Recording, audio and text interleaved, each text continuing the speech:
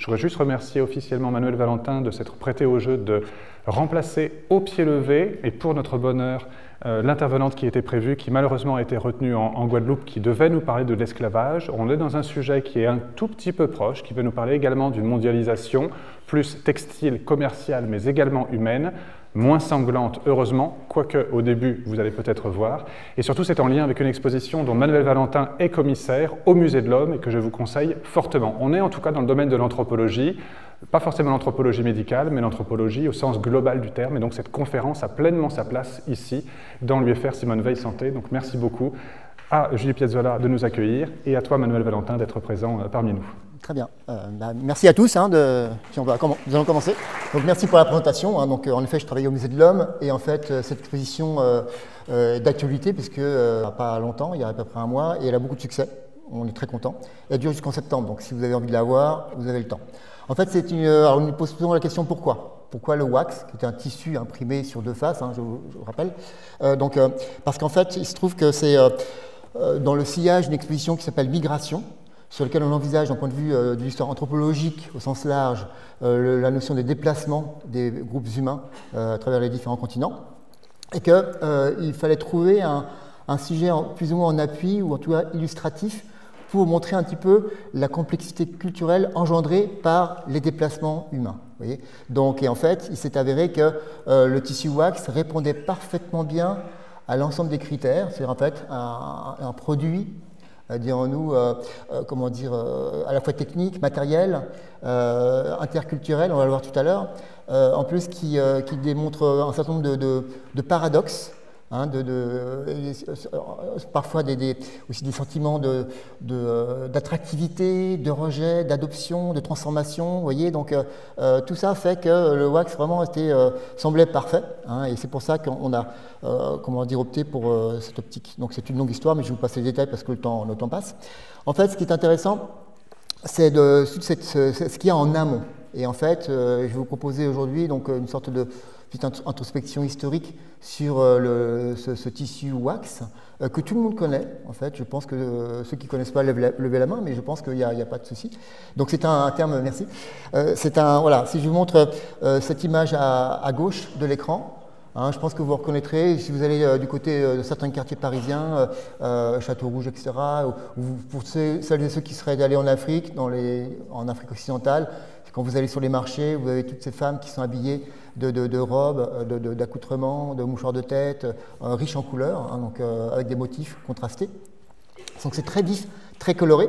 Ce qui fait que c'est vraiment un tissu qui est identifié, qui identifie quelqu'un comme étant africain ou d'origine africaine. Bien sûr, avec la diaspora, en fait, ce mouvement donc, de population d'origine originaire du continent africain qui s'est déplacé vers l'Europe, notamment vers les Amériques, et surtout vers l'Europe, ont emmené avec eux cette pratique de porter ce tissu appelé wax. Alors c'est un tissu, pour le définir rapidement, le wax c'est un anglicisme qui renvoie à la cire elle-même qui renvoie à une opération technique de fabrication et surtout de teinte de ces tissus en coton, toujours en coton d'ailleurs. Et en fait, ce qui est intéressant, c'est que, vous voyez, en vous montrant cette image donc, sur la gauche, c'est qu'on rentre déjà sur une espèce de paradoxe. C'est qu'en fait, c'est un tissu qui a été quasiment uniquement adopté en Afrique, et encore Afrique occidentale et centrale. Alors que, on va le voir tout à l'heure, les principaux fabricants, je vous ai mis une carte, fin 19e, début 20e, fin 19e, pardon, 20e, c'est plutôt donc d'abord Grande-Bretagne, la Hollande, la Suisse, mais également plus récemment depuis les années 90, la Chine, l'Inde également. Or, Europe et pays asiatiques ont rechigne à porter du wax. En fait, alors que ces contrées que je vous ai citées, ce sont elles qui fabriquent massivement ce tissu transformé en vêtements. Non, les gens ne l'adoptent pas. En Chine, vous ne verrez jamais quelqu'un porter du wax. Donc, alors, pourquoi? Alors, côté Afrique, oui, en effet, là, on y va carrément. Il y a sans complexe. Hein, donc on pourra revenir sur les raisons hein, qui font qu'on est très réticent, en tout cas en Europe. Hein, mais vous voyez que ça porte déjà quelque chose de assez étrange, en fait, quand on regarde cela.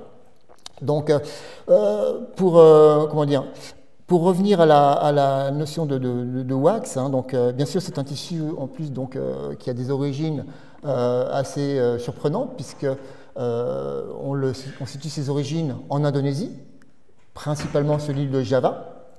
Où ce tissu est appelé le batik. Hein, donc, alors, tout démarre de là. Enfin, tout. Vous savez qu'il y a toujours des racines un petit peu.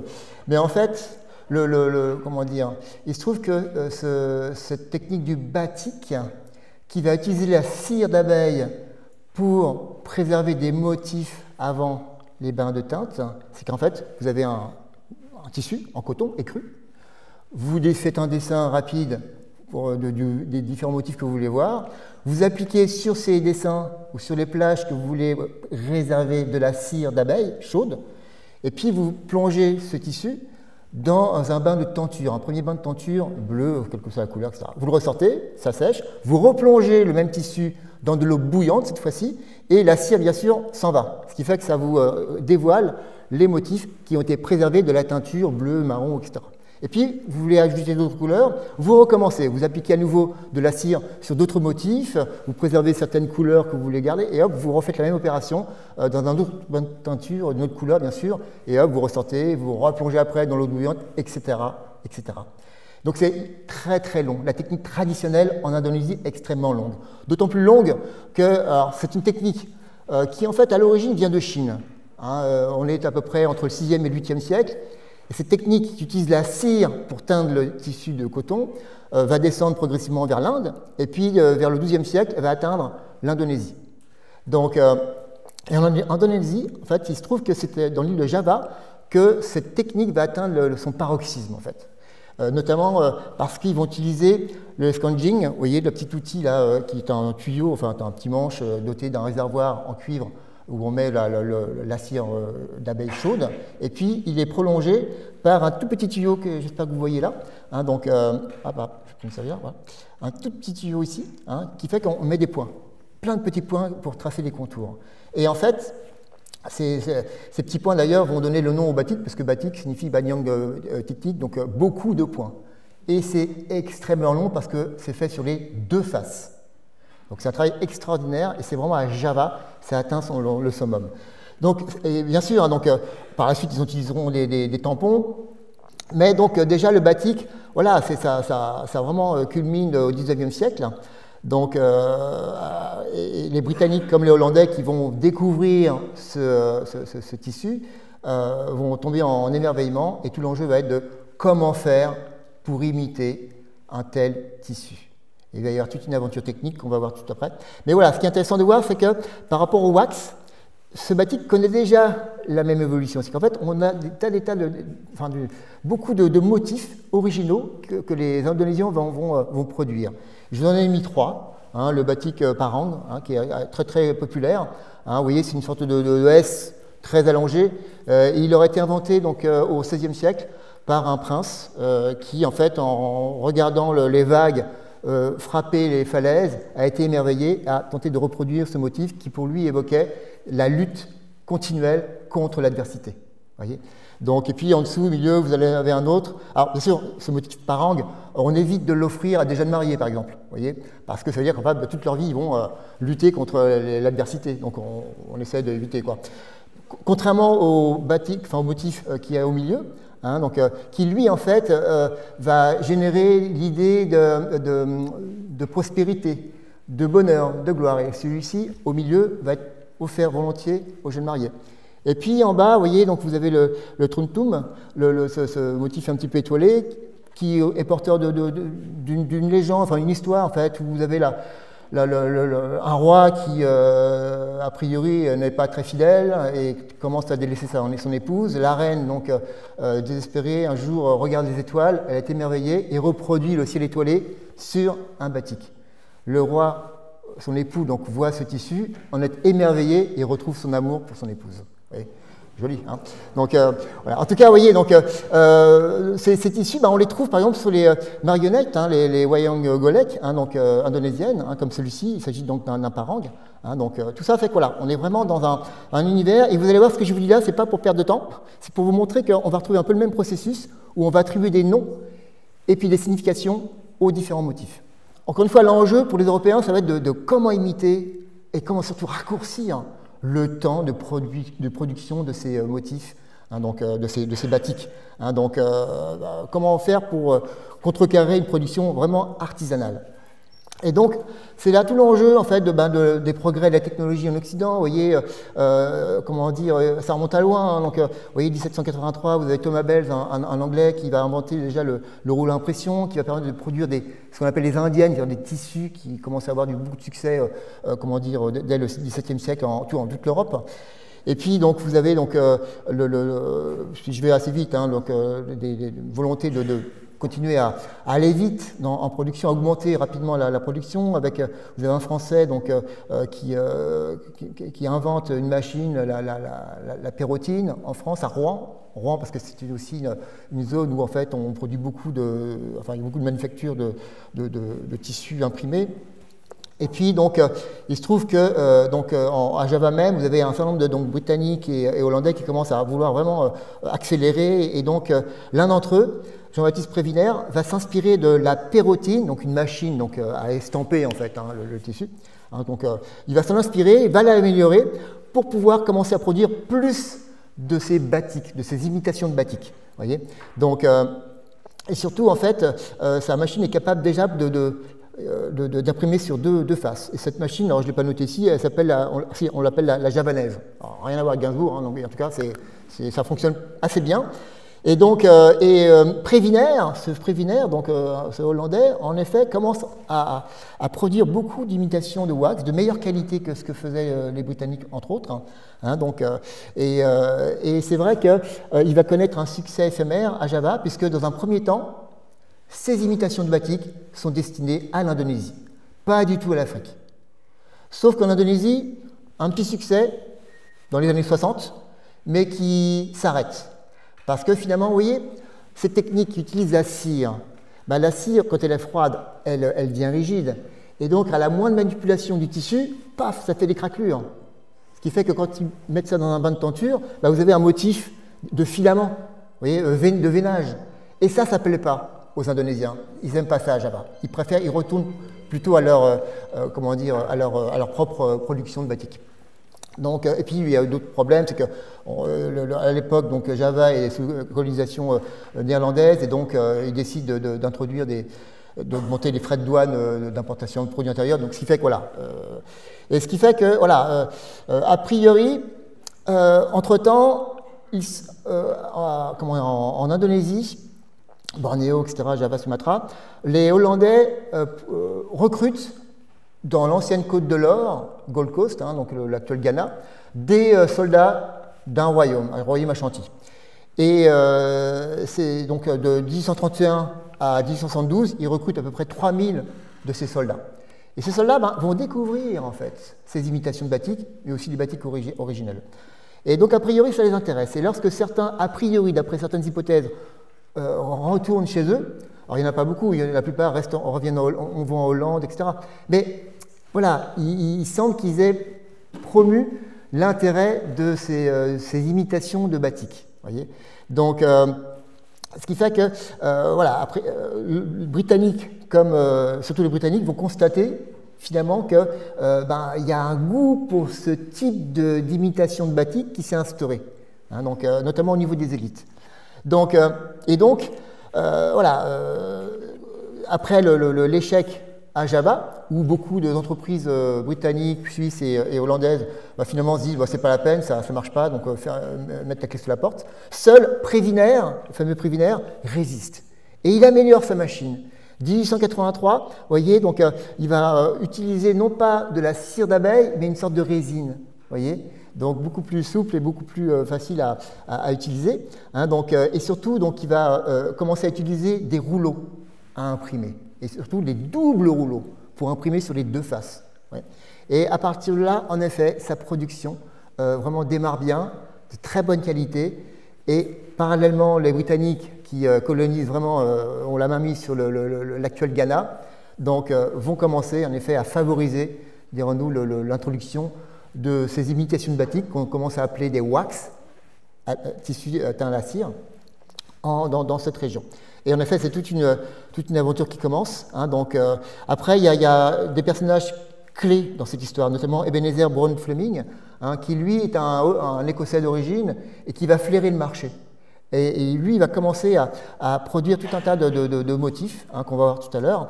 Hein, donc tout ça fait que voilà, ça avance bien. N'oublions pas quand même que c'est tout un ensemble qui évolue en même temps. Voyez, donc, puisqu'en fait, on a l'introduction de la monnaie moderne qui commence à remplacer au début du XXe siècle les monnaies traditionnelles à base de cauris, à base de lingots de fer, etc.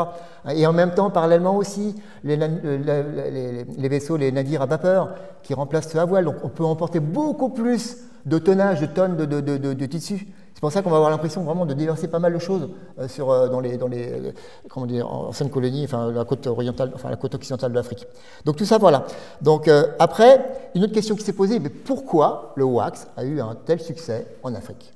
Alors que l'Afrique est riche en tissus. Hein. Voilà, je vous montre 2-3 exemples. On sait que dès le XIe siècle, la zone du Mali, le Falais de Niagara, produisait des tissus en coton teints de très grande qualité.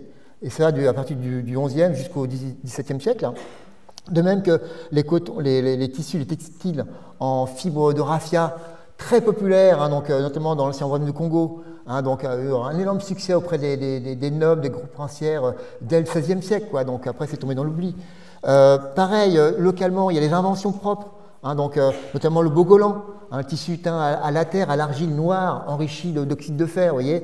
Donc, c'est pareil, c'est un principe de teinture en réserve. Hein, donc, et puis, vous avez le kente, donc Côte de l'Or, Ghana, donc un tissu où, en fait, vous voyez, ce royaume Ashanti que j'évoque tout à l'heure, en fait, c'est un royaume qui fonde sa richesse, pas seulement sur l'esclavage, mais surtout sur l'or, vous voyez. Et donc, ils ont l'habitude, c'est un royaume qui a l'habitude de recevoir des marchands qui viennent comment dire, d'origine arabo-musulmane, qui leur amènent des soieries, de la soie, tout comme les Européens d'ailleurs. Donc, ils détrament ces soieries et donc réintroduisent les fils de soie dans ce qu'on appelle le tissu kente, voyez, pour générer des motifs, etc. Toute une mythologie hein, là-dessus, hein, puisqu'on raconte que c'est deux hommes qui un jour se promènent dans une forêt et découvrent une magnifique toile d'araignée. En plus, elle étincelle à la lumière de la lune, et donc ils finissent par contacter la créatrice de ces tissus, qui est une araignée, Anansi, hein, qui va leur enseigner l'art de tisser les futurs kente. Hein, donc, c'est un tissu qui porte beaucoup de significations. En fait, c'est un langage codé, graphique, visuel, tout comme le bogolan d'ailleurs. Hein. Bogolan qui souvent servent à exprimer, quand vous portez un bogolan, les motifs, c'est pas du tout du hasard. C'est pour dire, hein, donner un petit peu une image de votre état, votre état d'âme ou une manière de se comporter, voyez. Donc tout est codifié et tout a un sens, voyez. Tout comme le Ndop, qui est plutôt lui côté Cameroun, hein, donc avec des techniques assez incroyables.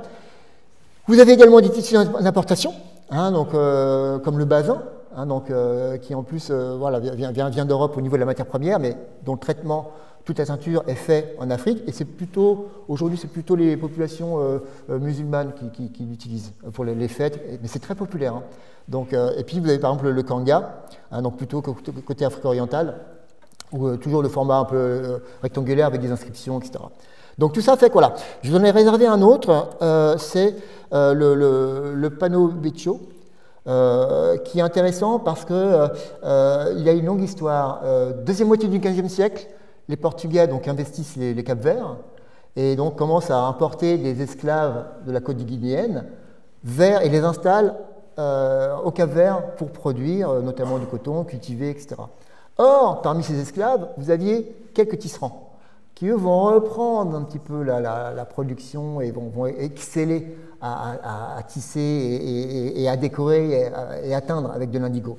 Et ces motifs, vous voyez, donc ces tissus vont avoir un grand succès, aussi bien chez les Portugais, mais eux, c'est parce qu'en fait, ce tissu va être réintroduit sur les côtes de l'Afrique, parce que ça plaît énormément aux gens sur place à cause de la finesse des motifs, et ce qui fait que vous avez là un tissu qui va comment dire, qui va en fait faire le lien entre les îles du Cap-Vert et puis donc l'Afrique même, où il servira de monnaie même pour acheter des esclaves. Vous voyez comme quoi c'est assez étrange. Mais ce qu'il faut retenir, voilà, c'est que voilà, on est dans un continent où chaque chose a une signification. Vous voyez, alors on reste pour l'instant, comment dire, en Afrique occidentale, au Ghana actuel, hein, donc au Royaume Ashanti. Vous avez ce qu'on appelle, pour faire le négoce de la poudre d'or qu'on échange auprès de marchands arabo-musulmans ou plutôt européens, on a des poids à peser la poudre d'or, des poids en laiton en fait. C'est laiton. Et chaque poids que vous utilisez devant votre interlocuteur a une signification. Vous voyez, tête de coq, c'est le patriarche, le mari qui en impose. L'épée, qui est un emblème, cette forme du pouvoir local, ça signifie c'est moi qui tiens le pouvoir. Voilà. Mais ça ne se dit pas, on ne dit rien. Oui. Et puis le scorpion, c'est pour signifier à quelqu'un, à l'image de la piqûre du scorpion, vous posez un problème. Partez. Avoir une piqûre de scorpion, c'est ça. C'est qu'en fait, il y a un problème quelque part. Et puis vous avez des choses plus subtiles, si on va beaucoup plus au sud, comme au Royaume de Congo, donc, enfin, au Congo, pardon, à Cabinda plutôt. Vous avez ce qu'on appelle ces couvercles à proverbes. Hein, donc, vous voyez, par exemple, je n'en ai mis que deux, hein, donc celui du dessus, vous avez deux chèvres représentées, attachées toutes les deux avec un nœud qui commence à faire des nœuds. Voyez, et ça signifie, dirons-nous, qu'il y a un problème. En fait, ces couvercles à proverbes sont utilisés par les femmes lorsqu'elles ont un reproche à faire à leur mari. Alors ça relève d'une connaissance très fine de la psychologie humaine. Parce qu'en fait, on sait très bien que lorsqu'il y a dans un couple, si on commence à reprocher verbalement les choses, ça peut dégénérer. Donc on ne dit rien. Voyez, la femme, le soir, apporte à manger, une poterie, donc en terre cuite, et dessus, elle va poser tel couvercle. Et le motif représenté sur le couvercle, le mari n'est pas fou, il sent qu'il y a quelque chose qui ne va pas. Donc soit il connaît le code, soit il va demander à un ami, etc., qu'est-ce qui se passe, etc. Et donc, vous voyez, les chèvres attachées avec les nœuds enchevêtrés signifient qu'en fait, lorsque deux personnes qui sont trop proches, ça peut créer des problèmes. Le problème, c'est le nœud, vous voyez. Donc, donc ça veut dire qu'en fait, peut-être qu'il est peut-être un petit peu trop proche d'une personne, vous voyez, soit d'un ami ou soit d'une autre femme, et ça va créer des problèmes, vous voyez. Donc, vous voyez, c'est vraiment... celui d'en bas, vous voyez, vous avez un serpent qui est en train de manger un individu. Et c'est l'idée que, oui, il y a un serpent qui aurait mangé un individu, mais on n'a fait qu'entendre dire que ça s'était passé, mais on ne l'a pas vu. Ça veut dire à son mari, méfie-toi des rumeurs. Vous voyez, parce qu'on a entendu les choses, une histoire de boa qui a englouti quelqu'un, mais on n'en sait rien. Vous voyez, donc c'est vraiment un langage très subtil. Et puis je terminerai sur les perles, qui en fait, alors ici, je sais qu'en Occident, c'est plutôt considéré comme un art mineur pour les loisirs créatifs, pour les femmes et les enfants souvent, hein, donc, alors qu'en Afrique, c'est vraiment pris très au sérieux, hein, c'est une institution.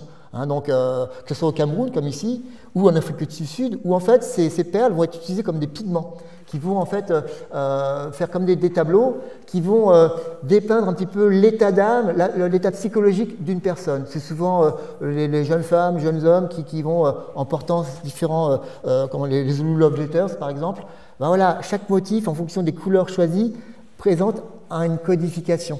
Et selon leur agencement, les uns les autres savent décrypter. Non, là, vous voyez, elle est triste parce que tu t'es éloigné. Là, il y a un problème, elle est jalouse parce que ceci, cela. Là, par contre, voilà, elle n'a pas réussi à voir ce qu'elle voulait. Enfin, voilà, c'est vraiment une manière de peindre l'esprit. Alors nous, on a l'écriture en Occident, on a maintenant le cinéma, etc.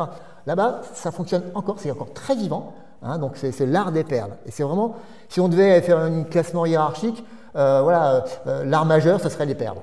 Rien en Afrique, rien à voir avec nous. Donc, tout ça fait que voilà. Et donc, vous allez voir qu'avec le wax, tout ça va avoir des enjeux, bien sûr, économiques, sociaux et, j'allais dire, humains, hein, donc culturels.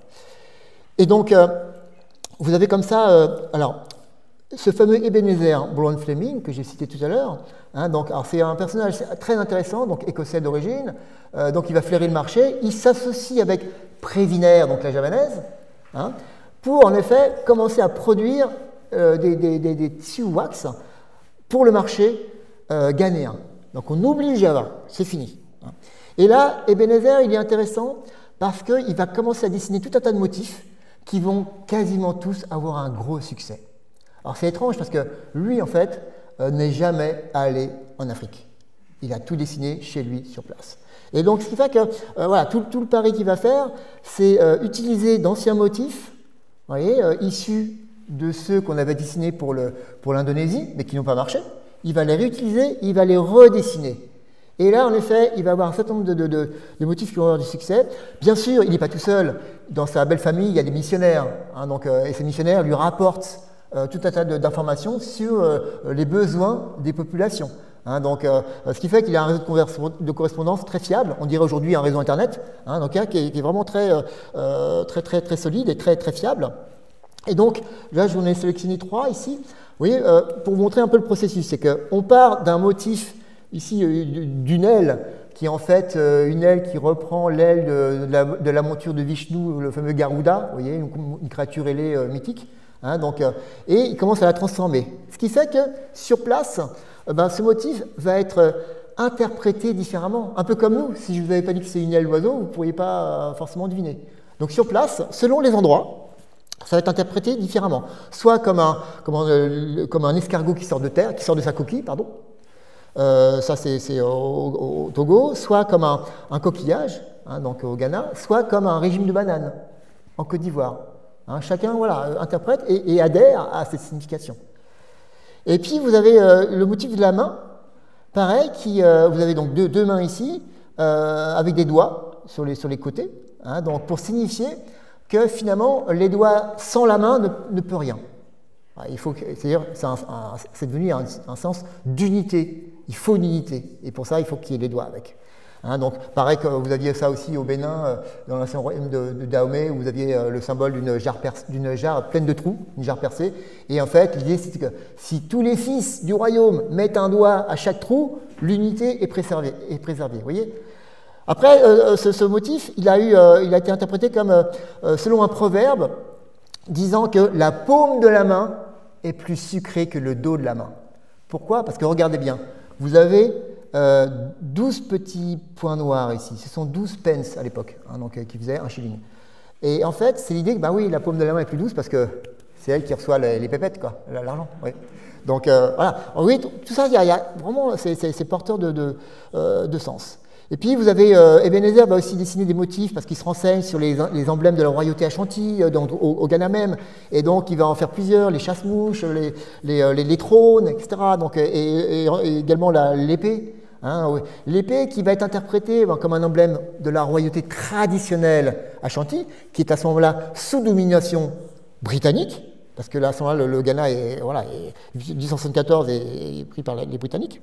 Et en fait, cette épée va être interprétée comme un signe de résistance. Donc celui ou celle qui va porter ce pagne, il dit voilà, en portant ce sabre, symbole de la force et du pouvoir traditionnel, signifie que c'est comme un acte de résistance, voyez, vis-à-vis de l'autorité coloniale. Voyez. Donc tout ça, voilà, c'est très subtil. Alors, dans un premier temps, ce sont surtout les élites qui vont avoir les moyens de s'acheter ces imitations de wax. Voyez, donc là, je vous ai mis plusieurs photos. Voyez, ce qui est intéressant, c'est que vous avez un motif qui va, lui, vraiment percuter. C'est le motif dit alphabet, qui est encore vivant aujourd'hui. Vous avez tous ces motifs anciens vivent encore aujourd'hui. Ils sont déclinés dans d'autres couleurs, etc. Et ce motif alphabet, vous voyez, il est intéressant parce que voilà, les gens sur place, les Ashanti, enfin les Ghanéens ne sont pas fous. Hein. Ils voient bien qu'une des clés du pouvoir des colons britanniques, c'est le fait qu'ils lisent des espèces de bouts de papier comme ça, des livres. Et donc, il faut absolument pouvoir avoir les mêmes armes. Donc, ils vont mettre comme une obsession la volonté de s'éduquer, c'est-à-dire d'être scolarisé, de savoir lire et écrire pour être à armes égales.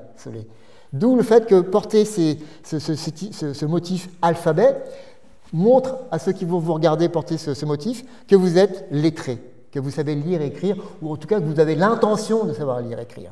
Voyez, donc c'est très valorisant. C'est un motif qui renvoie à l'idée d'une promotion sociale. Voyez. Donc la photo de gauche, hein, vous avez, comment dire, non c'est celle-ci, pardon. Vous avez, une des femmes porte ce motif alphabet ici. Vous voyez, c'est vraiment un motif qui a marqué l'imaginaire. Je passe très vite également donc, dans l'ancien royaume de Dahomey, très tôt, hein, dès la fin du XIXe siècle, vous avez ces tissus qui touchent les élites, notamment les élites royales, hein, cette quête postale où on a l'ensemble du dais, hein, donc pour abriter du soleil, etc., les souverains. Et on s'est rendu compte, avec ma collègue Sloba, que finalement le dessous hein, donc, était recouvert déjà de tissu wax, voyez, avec un tissu dont le motif renvoie au thème de chaussures du roi. Voyez, appelé plus tard chaussures à ossa, plus tard encore, aujourd'hui, huîtres. Voyez. Donc, vous voyez, tout ça fait qu'il y a vraiment une pénétration progressive, d'abord qui concerne les élites. Après, vous avez d'autres succès du wax progressivement, donc au fur et à mesure où on rentre dans le XXe siècle. Vous allez avoir comme ça tout un tas de motifs plus récents, hein, dessinés par les différentes compagnies, notamment Vlisco, qui va donc établi à Helmond en Hollande.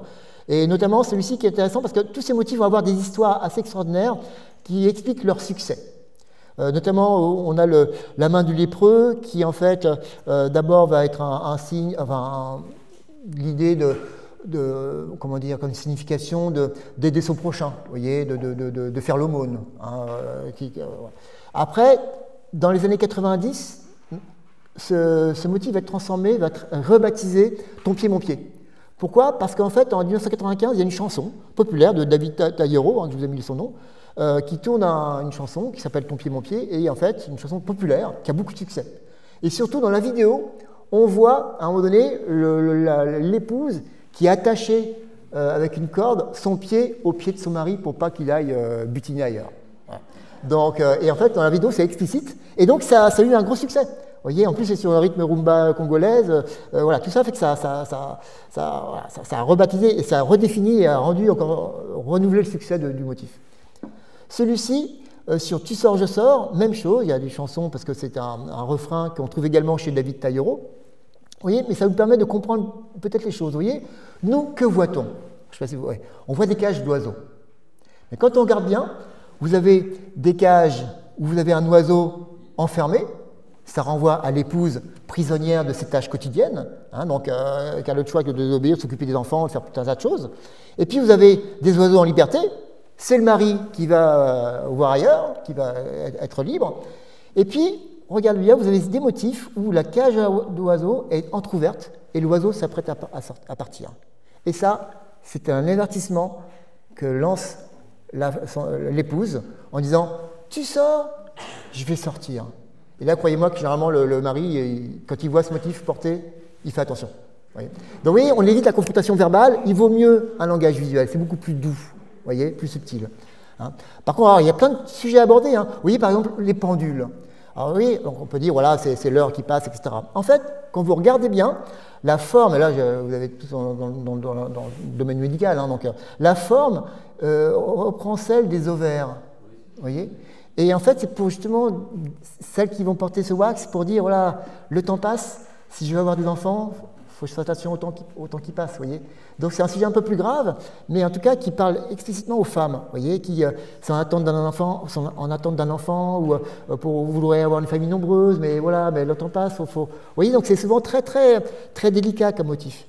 D'autres, par contre, voilà, comme les ongles de Thérèse. Pourquoi? Parce que on raconte que Thérèse, donc l'épouse de l'ancien président Houphouët-Boigny en Côte d'Ivoire, elle a entendu dire que son mari commençait à avoir une femme.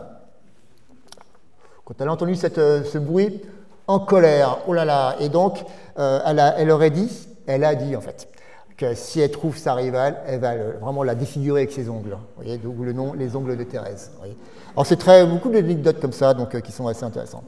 Par contre, si vraiment il y a des femmes qui ont joué un rôle extraordinaire dans le succès du wax, ce sont bien les Nana Benz. Alors, remettons bien les choses en place. On est dans une période coloniale, mais, comment dire, le wax n'a pas été imposé par les colons. Il a été proposé. Parce que combien de marchands et marchandises venant d'Europe ont été rejetés. L'Europe propose, et l'Afrique dispose. Donc c'est vraiment des choix volontaires, conscients.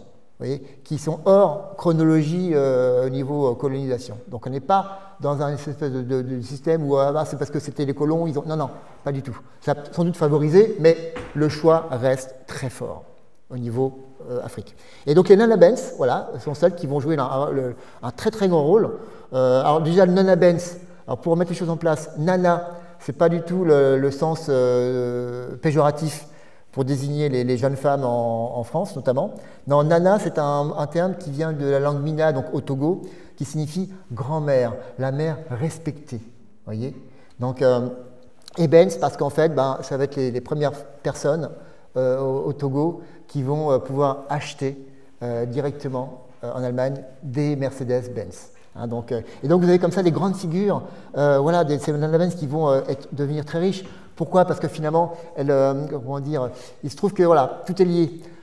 Jusqu'à présent, c'était plutôt le Ghana, Côte de l'Or. Mais en 1957, vous avez donc accès à l'indépendance, le premier président du Ghana, Kwame Nkrumah, donc il n'est pas trop chaud pour continuer le wax, il préfère favoriser les produits localement fabriqués. Et donc, comment dire, ces femmes venant du Togo voient l'opportunité. Et donc, elles vont commencer à détourner les grandes compagnies exportatrices de wax vers le Togo. Et c'est comme ça qu'en fait, elles détournent ce marché et deviennent extrêmement riches parce que ce qui se passe, c'est qu'elles sont établies à Lomé, capitale, mais comment dire, elles vont commencer à investir le rôle de grossistes, semi-grossistes, revendeuses. C'est-à-dire en fait, elles vont acheter de grosses quantités, elles se mettent d'accord avec les compagnies, Visco notamment, hein, mais il y en a d'autres, hein, il y a la CFAO, etc. Et en fait, et elles revendent une partie de leur marchandises à des semi-grossistes, et puis ces semi-grossistes à des revendeuses, et puis ces revendeuses à des petites revendeuses sur le marché. Et comme ça, ce wax pénètre non pas seulement la capitale, mais les grands quartiers, les petits villages jusqu'au fin fond de la campagne. Vous voyez, grâce à ce réseau qu'elles mettent en place. En plus, ces Nana Benz, elles ont l'intelligence justement d'avoir compris, parce qu'elles sont elles-mêmes africaines et connaissent la culture, elles ont compris qu'il faut laisser parler les clientes. Ce sont principalement les femmes qui achètent. Et donc, voilà, elles les écoutent. Alors, montent des motifs, hop, ça ressemble à ceci, ça ressemble à cela. Et donc, elles donnent des noms. Vous voyez, elles vont commencer à écouter les noms que donnent spontanément les acheteuses. Voyez, donc, et donc le réseau comme ça s'étoffe, hein, et vont essaimer comme ça dans toute l'Afrique de l'Ouest et l'Afrique centrale, hein, avec tout un réseau où on se fait confiance. Voyez, donc il y a vraiment des grosses fortunes qui se font, mais c'est pas tellement la notion de fortune, c'est qu'en fait, oui, elles deviennent très riches au point de pouvoir s'acheter des Mercedes-Benz, mais il y a surtout un reversement, un réinvestissement dans le social. Puisque beaucoup de ces femmes, comme voilà, je vous ai mis le portrait de Eunice Adabounou, qui par exemple, elle, vous voyez, elle s'est investie dans la politique au moment pour militer pour la réunification du Togo à l'époque, voyez, et puis elle a été militante pour l'indépendance, hein, avec Olympio Sylvanus, le premier président du Togo. Elle ira en prison parce que celui-ci était assassiné en 63, c'était pas son parti, donc du coup elle était un peu en prison. Surtout, elle comprend bien l'intérêt de la scolarisation, elle organise des écoles, voyez, donc tout ça fait, voilà, et puis toutes ces Nana Benz, voilà, celles qui sont riches, alors c'est des femmes admirables parce qu'en fait, il faut tout gérer, aussi bien la vie familiale que leur métier d'entrepreneuse, voyez. Donc, en plus, voilà, elles sont généreuses parce que, vous voyez, leur Mercedes-Benz, ben voilà, elles n'hésitent pas à les prêter quand il faut. Vous voyez, en 1972, Georges Pompidou fait un voyage à Lomé, elles prêtent spontanément leur Mercedes-Benz au gouvernement togolais de l'époque pour qu'ils puissent faire bonne figure. Ouais. Donc ouais, c'est vraiment tout un enjeu. Et elles, ces Nana Benz, contribuent à émanciper les femmes en Afrique. Voyez, elles apportent énormément de choses à une forme de droit de parole visuelle. Donc voilà, elles se battent contre la polygamie, parce qu'en fait, tous les enjeux de certains motifs, les ongles de Mère Thérèse, et puis d'autres motifs qu'on va voir après, c'est fait qu'on est dans une société qui sont encore polygame, donc il faut, voilà, c'est normal, elles n'aiment pas ça, donc il faut pouvoir dire qu'elles ne sont pas d'accord du tout. Donc, vous voyez, donc vous avez ici, en plus, vous voyez, Eunice Adaboumou, elle porte un wax qui, en fait, dont le motif s'appelle Marie capable. C'est qu'en fait, c'est un wax, lorsque Marie offre ce wax, ça veut dire qu'en fait, il sait s'en occuper, il est très tendre. Ça représente des lèvres, hein, une bouche, vous voyez. Donc, voilà, très, tendresse, voilà, très attentionné, etc. Hein, donc, ça veut dire qu'en fait, voilà, un mari capable, c'est qu'il est capable de donner des enfants aussi, il est capable de beaucoup de choses, sexuellement aussi. Enfin, ouais. Donc, vous avez alors je ne l'ai pas mis ici, un motif, un pendant, femme capable, hein, qui, elle, est celui des femmes entrepreneuses, justement, qui vont de l'avant, qui ne se laissent pas compter, etc. Hein, donc, et puis, vous avez donc tout à droite, je vous ai mis une petite sculpture de Diya Hadji, d'une de ses revendeuses, vous voyez, donc c'est en métal, on en a exposé 3. Hein, donc, une qui est intéressante, c'est la couturière, parce que voilà, vous avez maintenant toute la chaîne, mais celle qui parachève le wax, donc le wax va en coupon. Hein, donc, celle qui parachève le wax, c'est la couturière qui va en faire un vêtement. Parce que vous allez sur le marché, vous achetez des coupons, vous n'achetez pas des vêtements.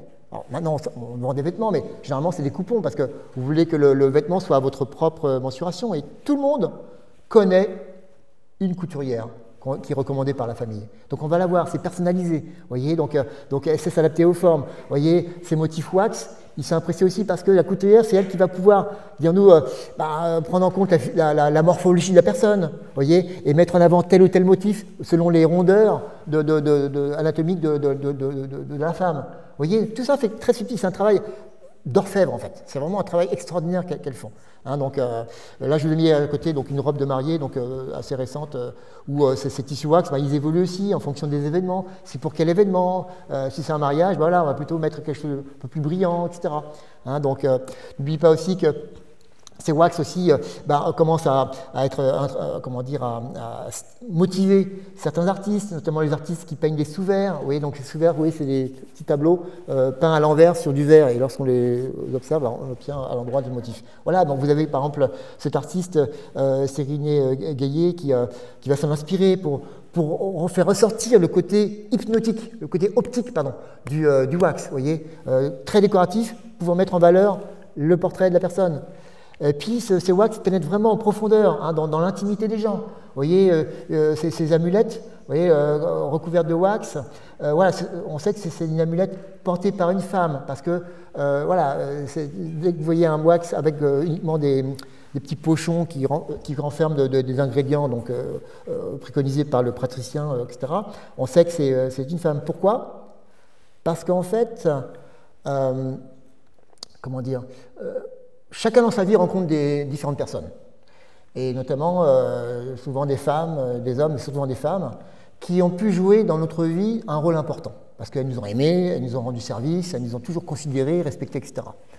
Et lorsque une femme demande une amulette, le praticien propose de recouvrir ces pochons de tissu wax, découpés dans des wax, dans les vêtements, donc de personnes, de femmes qui vous ont aimé. Voyez, donc ce qui fait que, alors ça peut être une grand-mère, une mère, une tante, une cousine, voyez, donc ce qui fait que lorsque vous portez à discrétion ce wax et que vous avez un coup de cafard, le fait de voir, de toucher un morceau de tissu d'une personne qui vous a aimé, ça vous remonte le moral, vous voyez, ça fonctionne comme ça vous protège. Vous voyez, ça fonctionne comme ça, c'est vraiment le... Donc vous voyez, tout ça fait que ça... donc on rentre vraiment dans l'intimité, dirons-nous, de la personne, vous voyez. De même que le wax, c'est quelque chose qui se transmet de mère en fille. On parle de matrimoine et non pas de patrimoine. Hein, ici, on a cet artiste photographe vraiment très très gentil, elle nous a reçus chez eux, voilà, qui met en scène sa grand-mère avec, vous voyez, le motif, c'est le bac de fiançailles, vous voyez, tout à gauche. Vous voyez, donc, où on voit bien la transmission c'est sa grand-mère. Hein. Sa grand-mère à sa petite fille, qui vient d'avoir un petit garçon, vous voyez, qui va aussi porter le même wax. Vous voyez, il y a vraiment une unité, quelque chose.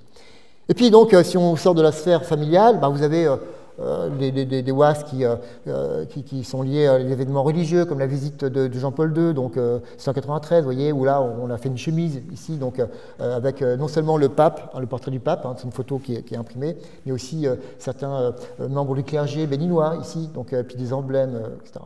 Et puis, pareil, vous avez tous ces wax qui célèbrent un événement politique. Alors, j'en en a plein. Celui-ci vient de rentrer au Musée de l'Homme, dans la collection d'anthropologie culturelle dont je m'occupe. Et en fait, voilà, il a été produit comment dire, à l'occasion de la Convention de Lomé, vous voyez, donc en 89. Et donc, donc on a là à travers ces wax, on a toute une histoire en fait, qu'on peut restituer. Il n'y en a quasiment plus aujourd'hui. Hein. On arrête d'en produire. Hein, donc ça renvoie à toute une époque. Mais voilà, j'avance un petit peu parce que le temps passe.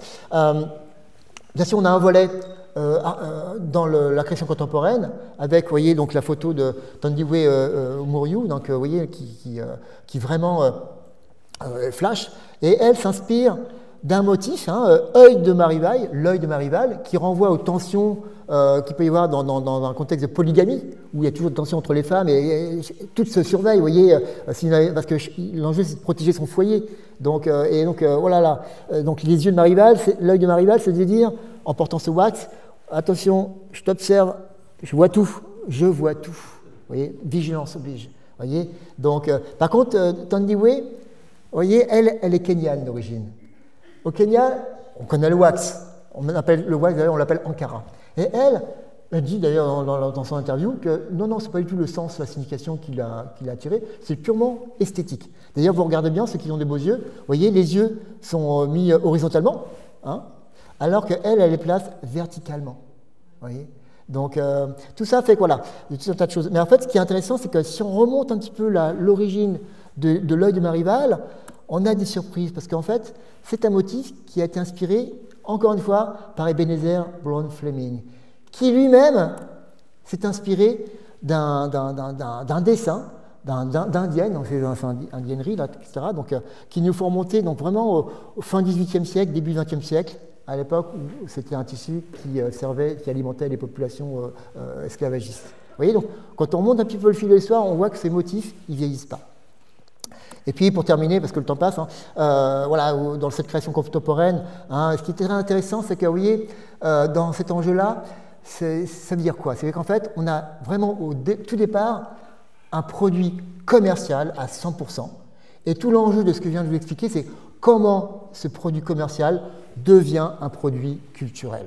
C'est ça l'enjeu du wax. Et aujourd'hui, il vient nourrir la création contemporaine, notamment africaine, donc, ou de la diaspora africaine. Et vous avez par exemple deux exemples ici, donc, avec la Rabiken qui, voilà, elle va s'en servir pour mettre en avant le côté interculturel, vous voyez, parce qu'il s'agit d'un kimono, vous voyez, mais en même temps, elle met différents motifs wax. Donc ça donne un nouveau style, une forme de forme hybride, vous voyez. Elle a beaucoup de succès aux États-Unis, c'est quelqu'un qui vraiment rayonne internationalement. Et puis, pour terminer, ce vêtement fait par le collectif Hardware, qui, lui, est un collectif qui rassemble des designers, des stylistes français ou autres. Donc, ils travaillent essentiellement au Bénin. Par contre, ce qu'ils proposent, c'est qu'ils vont utiliser le wax, mais ils vont demander aux teinturières du Bénin de les reteindre, de les surteindre, pour créer quelque chose de nouveau. Et en fait, c'est une manière de rendre hommage au savoir-faire traditionnel, et surtout de montrer qu'à partir de ce wax, maintenant produit industriellement par la Chine, le Pakistan, etc., on en refait à nouveau un produit artisanal. Voyez, et c'est tout l'enjeu que Hardware propose. Voilà, je vais m'arrêter là parce que j'ai peur qu'on n'ait pas le temps de discuter. Et je vous remercie de votre écoute très passable. Merci beaucoup. Juste avant de donner la parole à la salle, je vais me permettre de poser quelques questions. Et on a bien compris qu'au-delà d'une simple analyse textile, ce qui en soi est intéressant, eh bien, il y a aussi d'autres perspectives qui ont été étudiées par Manuel Valentin. Et c'est plus l'histoire des hommes qui se tissent, sans jeu de mots, derrière ce tissu qu'une simple, on va dire, amélioration technique. J'avais une question qui est née de tout ceci. Est-ce que ce tissu a déjà été associé à des revendications politiques? On a vu qu'il y a des wax qui représentent Houphouët-Boigny, le voyage du pape. Récemment, il y a eu un wax fait au Bénin pour commémorer, si on peut dire, le retour des 26 œuvres d'art restituées par la France, qui étaient anciennement au musée du Quai Branly-Jacques Chirac, sur la terre originale du Dahomey, qui est le Bénin. Est-ce que certaines figures politiques majeures de l'Afrique subsaharienne, ou d'ailleurs, ont utilisé le wax comme un instrument politique, si on peut dire? Oui, absolument, oui. Alors, il y a toute une période, notamment la période des indépendances, donc ça part des années 60 à quasiment aujourd'hui, mais aujourd'hui ça devient moins systématique, à part quand symboliquement quand ça a un impact comme ce retour des œuvres. Mais en fait, il faut savoir une chose, c'est que alors ce ne sont pas des... Je vous ai dit au début que le vrai wax, c'est teint sur les deux côtés, sur les deux faces. Ces wax politiques, ils sont fabriqués en Afrique même, et les motifs sont dessinés par les partis politiques, qui en fait, comment dire, font des commandes, donc c'est fabriqué sur place. Souvent on utilise des photos imprimées en noir et blanc, etc. Donc, et en fait, ça a comme objectif la propagande On utilise ça pour les élections, les campagnes électorales. Comment dire, ça, surtout la vente de ces tissus alimente les partis politiques. Hein, donc beaucoup se sont enrichis grâce à ça. Hein, donc, et puis d'autres, comme je vous ai montré, c'est vraiment pour célébrer des grands événements comme les visites de chefs d'État ou autres. Et, voilà, donc, et aujourd'hui, donc voilà, il y en a encore, mais ça a perdu de sa vigueur en fait. Il faut dire qu'il y en a aussi pour les mariages, ou pour les baptêmes, ou pour les funérailles. Au Bénin, par exemple, au Cameroun ou au Togo, moi j'ai pu voir des wax qui ont été réalisés. Alors, quand on a moins de moyens, on fait des t-shirts, mais quand on a un peu plus de moyens, on fait des wax pour les funérailles de grand-mère machin, pour le mariage de machin et machine, ou, enfin, c'est pas péjoratif, ou pour la naissance de tel enfant. Donc, ce sont vraiment des éléments qui deviennent mémoriels ensuite, et qu'on va garder, et qu'on va reporter à distance de cet événement, mais ça sera un moyen de se dire, tiens, je me rappelle ce bon temps, ou peut-être de porter d'autres messages un peu plus insidieux, ou un peu plus tenaces, puisque tu nous as quand même initié à toute la symbolique du wax. Beaucoup de ces motifs ont un sens. Et comme tu le disais, peu de choses sont faites au hasard dans l'Afrique subsaharienne. Tout est réfléchi et tout est signification. Tout à fait, absolument. Alors moi, je n'ai montré qu'une petite partie, hein, mais en effet, le domaine funéraire, parce que je ne voulais pas plomber l'atmosphère, hein, mais en tout cas, on a utilisé les wax pour célébrer les personnes défuntes. Hein, donc, dans le cadre de la polygamie, on a présenté plusieurs wax comme ça. Donc, vous en avez un qui est vraiment particulièrement touchant, c'est qu'en fait, vous avez le portrait du défunt avec d'autres portraits de femmes, ses co-épouses, mais reliés avec une cote, c'est-à-dire montrant le lien très fort, très solide de cette personne. Et il met les noms des co-épouses, donc il y a vraiment un respect. Donc, il y a dû y avoir des liens très forts entre ces personnes. Alors, après, oui, investissement. Donc ici, par exemple, le wax a été utilisé pour, dirons-nous, lutter contre le sida, lutter aussi contre tout un tas d'éléments. Pour le Covid aussi. Voilà, Covid. Avec des préceptes de se laver les mains, il y avait des wax un peu hygiéniques, entre guillemets, pour inciter ceux qui voyaient le wax à se laver les mains, à mettre un masque pour le Covid. Oui, c'est vraiment un système. Moi, je vous parlais de langage, hein, mais c'est vraiment un langage visuel qui permet aussi d'éduquer, enfin pédagogique, à but pédagogique. Et ça, c'est vraiment intéressant parce que et ça fonctionne encore aujourd'hui. Pareil. Donc, en tout cas, voilà, rien n'est fait au hasard et on a vraiment, ça couvre quasiment tous les domaines en fait. Alors moi, j'ai une question intéressée parce que j'ai une chemise en wax qui représente une crevette. Alors. Je voudrais juste savoir si je peux la porter et ce que ça signifie la crevette. Si tu veux. Alors, je ne l'ai pas montré, c'est dommage. Je la commande souvent. En fait, voilà, c'est que tous ces noms, ces proverbes attribués à des wax, souvent ils ont une histoire, mais qu'on ne connaît pas forcément parce que ça relève du vécu. Crevette, par exemple, c'est un. Je m'attends au pire. Attention, parce que normalement, c'est un. Voilà, on va dire, l'histoire raconte. C'est une histoire avérée quand même, raconte qu'une très belle femme s'est mise à porter une robe en wax avec ce motif crevette. Tellement belle qu'en fait, en face d'elle, elle a eu une autre femme qui la dévisageait jalouse de sa beauté, très jalouse. Et du coup, tellement jalouse qu'elle finit par se contorsionner comme ça, un petit peu dans tous les sens. Et au bout d'un moment, cette très belle femme a fini par lui dire devant tout le monde, mais arrête de gigoter comme ça, tu vas ressembler aux crevettes que je porte sur ma robe. Voyez, et du coup, le nom crevette est resté. Donc c'est vraiment, c'est plus pour les femmes, les belles femmes. Mais bon, après. C'est pas pour les moches hommes. Enfin, quand je vois, il faut vous dire que ça dépend du lieu où vous êtes. Parce qu'en Côte d'Ivoire, ça va avoir tel sens, ça va rester populaire comme ça. Et puis ailleurs, on va trouver une autre signification. Donc c'est très, très fluctuant. Il faut savoir une chose, je ne vous l'ai pas dit, mais en fait, c'est des motifs qui continuent à évoluer. Parce que les clientes, ou parfois encore aujourd'hui les revendeuses, demandent à refaire un ancien motif vu par une grand-mère ou une arrière-grand-mère et demandent à ce qu'il soit, entre guillemets, rafraîchi. C'est-à-dire le même motif, retravaillé un petit peu, mais mis sous différentes couleurs. Voyez. Donc, et ça, c'est vraiment quelque chose de très, très, très dynamique comme processus qui touche le wax. Quand on t'entend et quand on voit le positionnement du wax dans cette culture matérielle, mais également symbolique et parfois même spirituelle, est-ce qu'il y a alors, est-ce que c'est déjà inscrit ou est-ce que c'est en voie d'inscription ou est-ce que ça pourrait l'être au patrimoine matériel de l'UNESCO en tant que technique et signifiant? Est-ce que c'est déjà le cas, peut-être, ou est-ce que ça ne serait pas une possibilité ça, c'est intéressant, c'est une question qu'on a posée. D'ailleurs, on a fait une conférence avec Soloba, enfin les deux autres commissaires. Autant le batik a été en effet inscrit sur le patrimoine mondial de l'UNESCO, hein, donc en 2009 je crois, autant le wax, la question va se poser. Parce que c'est un produit d'abord commercial avant tout, interculturel. Maintenant vous avez la Chine qui produit beaucoup, ils imitent. Voilà, quel va être le statut du wax? Est-ce qu'il faut uniquement caractériser le wax de la compagnie Vlisco? Donc en Hollande, Vlisco, c'est l'entreprise historique qui reste. Hein, donc, et un pan Vlisco, il faut savoir que ça peut coûter jusqu'à 60 voire 120 € parce qu'il s'agit de se défendre hein, par rapport aux imitations. Donc, et un pan Vlisco, c'est un investissement. En Afrique, c'est un investissement. Justement, tu le rappelais à l'instant, c'est qu'en fait, lorsque, à telle occasion, on offre un pagne, un vrai pagne Vlisco, donc c'est-à-dire on a mis les moyens, et ce pagne va se garder. On fait en sorte de faire un vêtement qui puisse se conserver vraiment très longtemps. On le met dans une malle, etc. Et puis, en fait, lorsqu'il y a un coup dur, eh ben, on peut très bien se mettre à revendre ces biens matrimoniaux. Voyez, donc c'est vraiment une forme de valeur refuge. Donc on s'est pris vraiment très au sérieux. Vous voyez, c'est tout l'enjeu. Vous voyez, produit commercial côté fabricant, mais en même temps quelque chose de très très intime et fort d'un point de vue de côté Afrique. Vous voyez, donc c'est vraiment deux mondes qui s'ignorent. Vous voyez, enfin voilà, on pourrait dire plein de choses, mais vous voyez par exemple Vlisco pendant très longtemps. Ben, eux, ils ont un catalogue. Vous pouvez aller sur le site. Hein, donc vous trouvez eux pendant longtemps, ils ont donné des numéros. VL, numéro, temps. Mais en fait, les gens sur place, c'est pas un problème. Spontanément, ils attribuent un nom, etc., notamment les Nana Benz. Hein, vous voyez, donc, ce que je veux dire par là, c'est que une fois le produit proposé, son usage échappe complètement à son producteur. Et ça, c'est toute une partie de l'histoire de l'humanité où finalement on pense que c'est... Mais ça sert à ça. Ouais, mais vous avez toujours des individus qui vont trouver autre chose.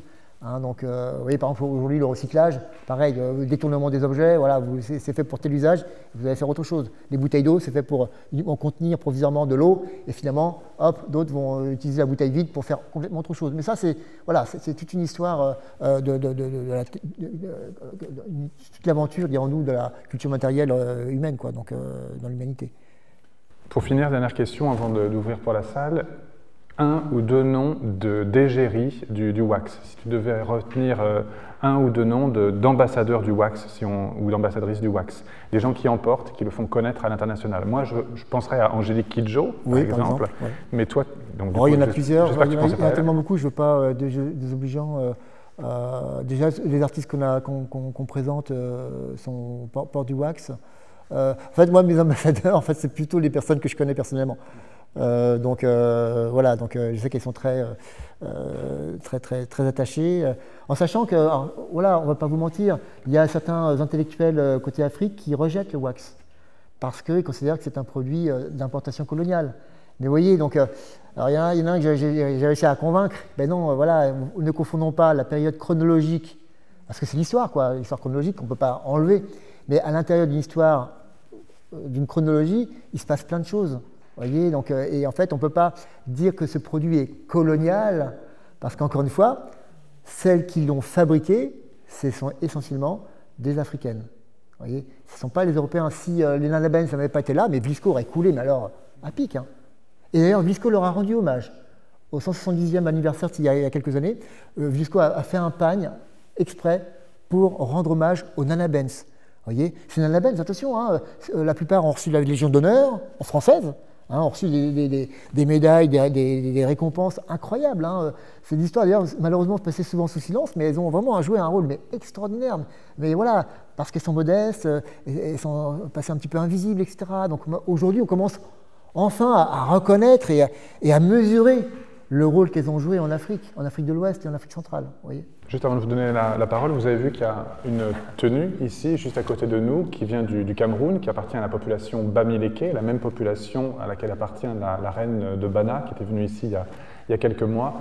Et vous voyez que sur ce tissu qui est rouge-orangé, il y a des bandes de wax qui sont cousues, appendues à des coris, ces petits coquillages qui viennent de l'Afrique de l'Est. En fait, c'est une tenue qui est portée par le roi lorsqu'il sort du Lakou, qui est une sorte de forêt sacrée dans laquelle il va résider pendant normalement plusieurs semaines, et entre 9 et 19 semaines, et pendant lesquelles il va être initié à toutes les sociétés secrètes qui composent son territoire. Et en fait, cette robe et la diversité Vous voyez, chaque wax est d'une couleur et d'une forme et d'un motif différent. Ça signifie une sorte de synthèse de chaque wax appartenant à une société secrète. Et bien le roi appartient à toutes les sociétés secrètes qui composent son royaume. Donc là, c'est une utilisation du wax pour montrer l'unité dans la diversité, et pluribus unum en latin. Et vous en avez une symbolique directement exprimée par les tissus.